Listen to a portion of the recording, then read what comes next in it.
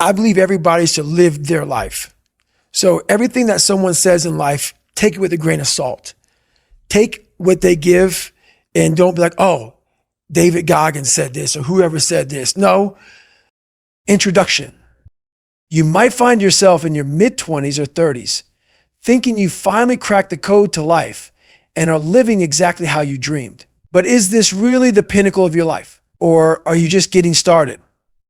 In Never Finished, I reveal that life calls for never-ending progress. That so-called pinnacle is just the beginning. What you're truly capable of far exceeds your wildest expectations. All it takes to realize that is building your belief through mental and physical resilience and embracing the challenges that lie ahead. Chapter 1. Stop wallowing in your misery and start moving forward. Life is going to throw you all sorts of lemons. There are small lemons like a missing assignment or a broken laptop, and there are big lemons such as traumatic accidents or failed businesses. No matter the size of the lemons, the important thing is knowing how to dodge their lasting impact and move forward. That's easier said than done. Many people dwell on their misfortune long after it has passed. They remain miserable years after getting out of an abusive relationship or recovering from a physical injury. They wallow in their misery, thinking about how unlucky they are to suffer such a fate. Sometimes they even use it to justify their weakness, staying exactly where they are. You'll never have full control over what you experience. Most of the time, you'll get the short end of the stick. But you can control how you respond to those situations. You are responsible for how you act after going through a negative experience. It's your choice to pull yourself up and push forward or remain in that pit of despair and let it control your life. You don't have to make a big jump right away. You're not expected to be 100% okay a day after a tragedy. The key is to make consistent improvement, even if it's just a small amount. Every day, show yourself that you're working on breaking free from the chains of your past. Baby steps are fine, but never stop making progress. Sooner or later, you'll grow into the person you never thought you'd be. All it takes is focusing on the future rather than the past. Chapter 2. Use your negative experiences as motivation to reach great heights. If you say you haven't gone through any negative experiences in your life, you're either lying or you're the luckiest person in the world. It's likely that you have at least one bad memory, whether it's flunking high school or growing up in an abusive household. That memory has messed with your mind and you've never felt completely safe or confident since.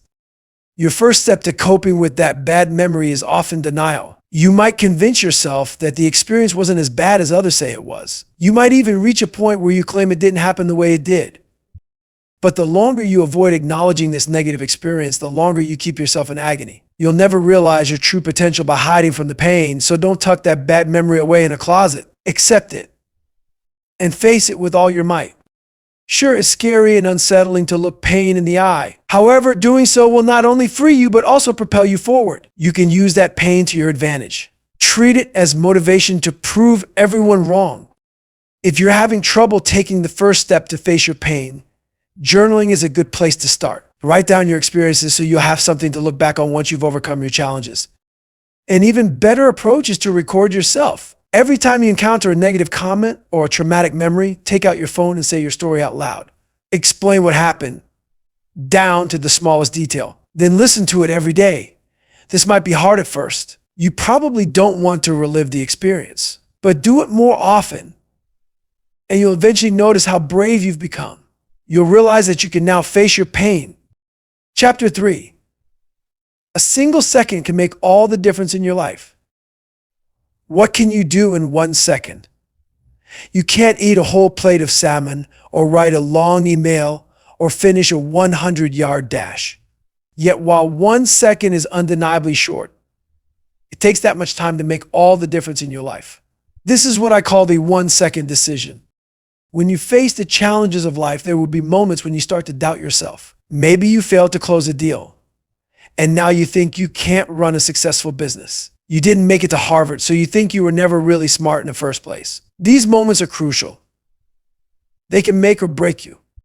Most people will quit on the spot after experiences like these. That sliver of doubt is all it takes to push their dreams out the window. Don't make the mistake of doing the same. Instead of reacting impulsively, take a second to pause and decide. Push away those emotions for just a moment and gain control of your thoughts. Ask yourself if you really need to quit or if you're doubting yourself because of stress and insecurity. If it's the latter, use that 1 second to decide to fight. Don't let a single moment of weakness drag all your dreams away. There will be many such instances in your life. You need to win each one, every single time. Remind yourself of why you're there and stay hyper-focused on your goal. Once you overcome that doubt, you can use your newfound strength to tackle many more challenges in life. You'll be stronger, all because you made the 1-second decision. Chapter 4. Focus on the task at hand instead of wondering whether the end to your suffering is near. Imagine you've been hiking for days and haven't reached the summit yet. You look at your trusty map and realize you're just a bend away from your goal.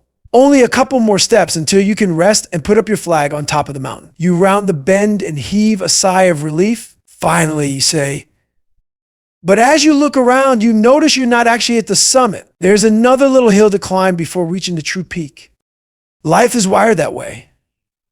When you think your suffering is finally over, it often dawns on you that it's still far from done, that what you attained was just a false summit. However, there's a simple way to avoid false summits. Stop looking for signs of the end. Say your teacher told you to listen to an audiobook and summarize it afterward. You don't know how long the audiobook is, so while you're listening, you keep wondering if you're about to reach the end of the recording. Every time you think you're at the final chapter, you're greeted with another one.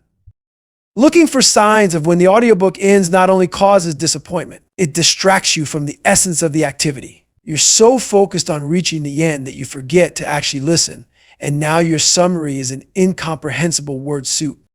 You know that the end will come eventually, so instead of looking for it, pay attention to the work at hand. Give it your all because it's what you're supposed to be doing.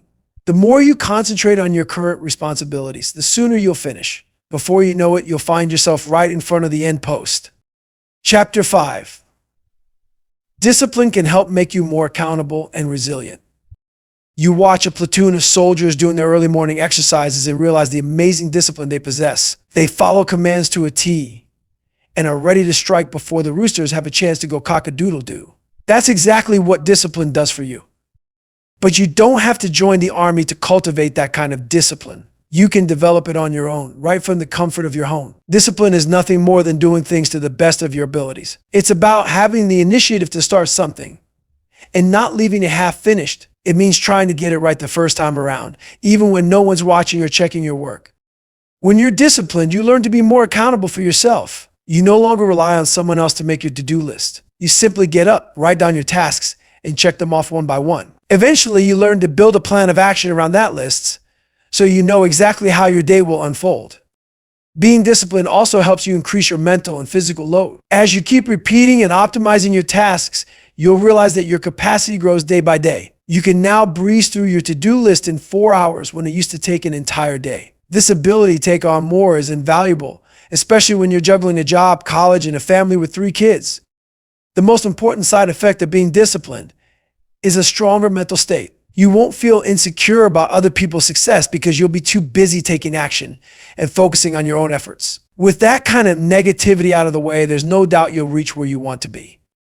Chapter 6. Don't settle for low-level success.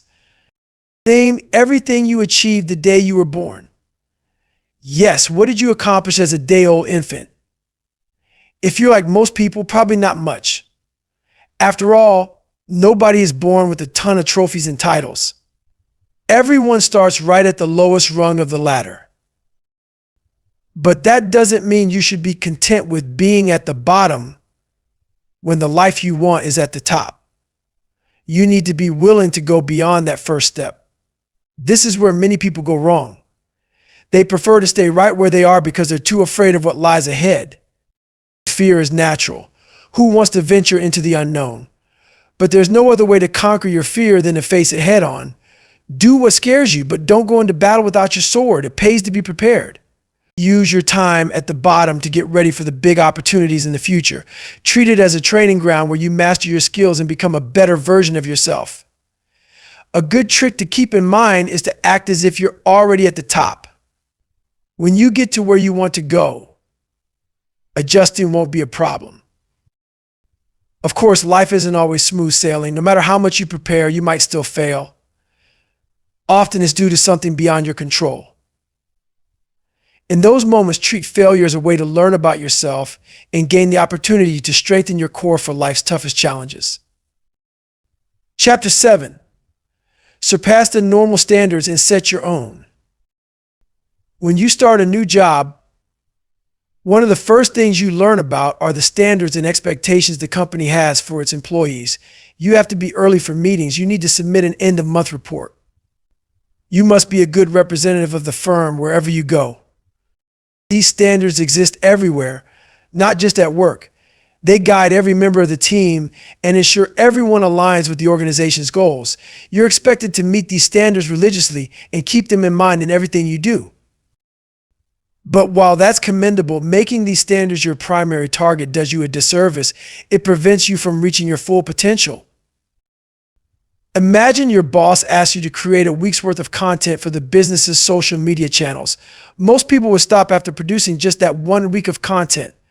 After all, that's what was required. But doing the bare minimum doesn't foster growth. Real growth means surpassing those set standards. It's about setting and striving for your own standards. So don't just make a week's worth of content for your boss. Make a month's worth or even a year's worth.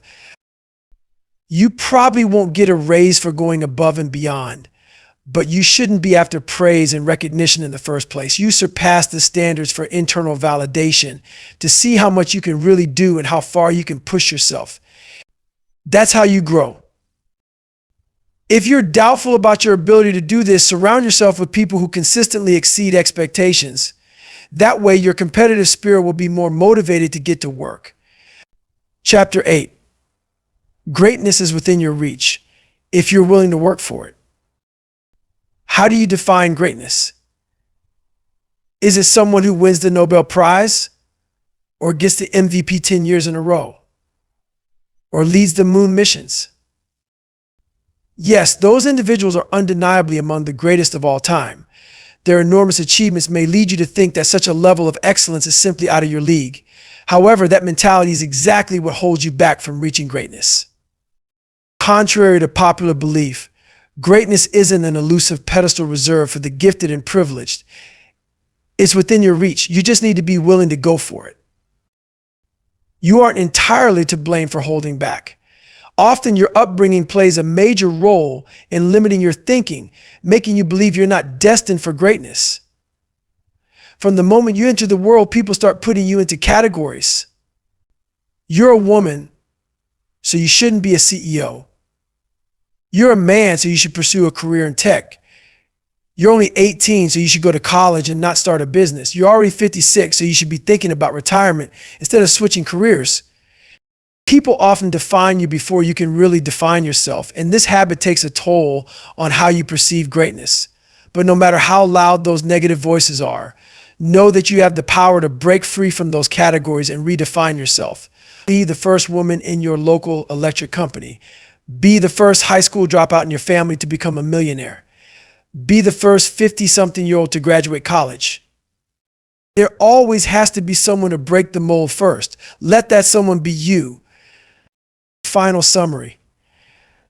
To transform into the person you want to be, you must first overcome the barriers that you and society have set up. This requires your willingness to go beyond your limits, to prevent the past from tainting your future, and to forge ahead no matter the difficulty or pain. Here's a final piece of advice. Be selective about who you surround yourself with.